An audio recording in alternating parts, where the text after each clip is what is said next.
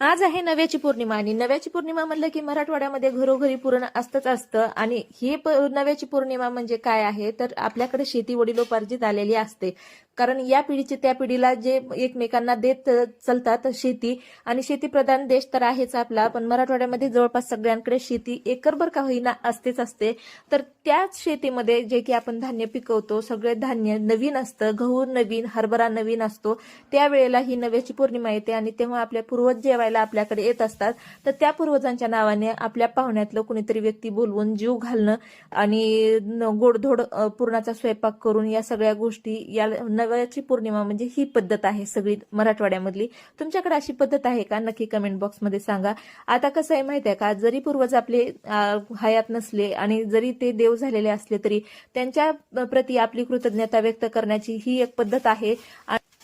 अक्षय तृतीया, नव्याची पौर्णिमा किंवा पितृपक्ष यावेळी जेव्हा आपण असं गोडधोड करून जीव घालतो एखाद्या व्यक्तीला, तर आपल्याही मनामध्ये शंका राहत नाही, माझ्या तरी राहत नाही बघा. त्याच्यामुळे मी या सगळ्या गोष्टी अजिबात चुकू देत नाही, सगळ्या व्यवस्थितच करते आणि वेळोवेळी दिदी मला सांगत राहते आणि सासूबाई म्हणजेच अक्का आमच्या तेही सांगत राहतात. तर आता इथे पाहुण्यांना कोणाला बोलवायचं, तर आम्ही बोलवलंय भाऊजींना आणि त्यांच्या घरी बोलवलंय आम्हाला. आता आमच्या इकडे फक्त मी भाऊजींनाच बोलवलेलं आहे जेवायला आणि दिदीकडे मात्र आमच्या दोघांना पण जेवायला बोलवलंय. दोन्ही घरी पुरण झालंय. आता जावं कधी आणि यावं कधी ह्याच प्रश्नामध्ये आम्ही दोघी जणी आहोत. कारण भाऊजींची पोलीसमध्ये असल्यामुळे त्यांना ड्युटीचा फार फोन आला की पळावं लागतं. त्याच्यामुळे मी लवकरच स्वयंपाकाला लागले होते. इथं माझ्या पुरणाच्या पोळ्या छान झालेल्या आहेत आणि मी काही छोट्या छोट्या पुरणाच्या पोळ्या करत बसत नाही, मोठ्या मोठ्या पुरणाच्या पोळ्या घालते आणि छान अशा टम्म फुगल्या होत्या आणि नरम नरम अशा पोळ्या झालेल्या होत्या.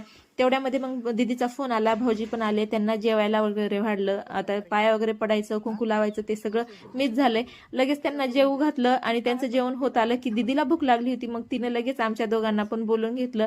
आम्ही दोघं गेलो. जाता जाता दीदीच्या घरासमोर एवढे छान व्हाईट रोज आलेले आहेत बघा. माझ्याकडे रेड आहे, तिच्याकडे व्हाईट आहे आणि आम्ही जेवण वगैरे केले आणि हे वाट लावायला आम्हाला सगळ्यांनाच बाहेर आले होते.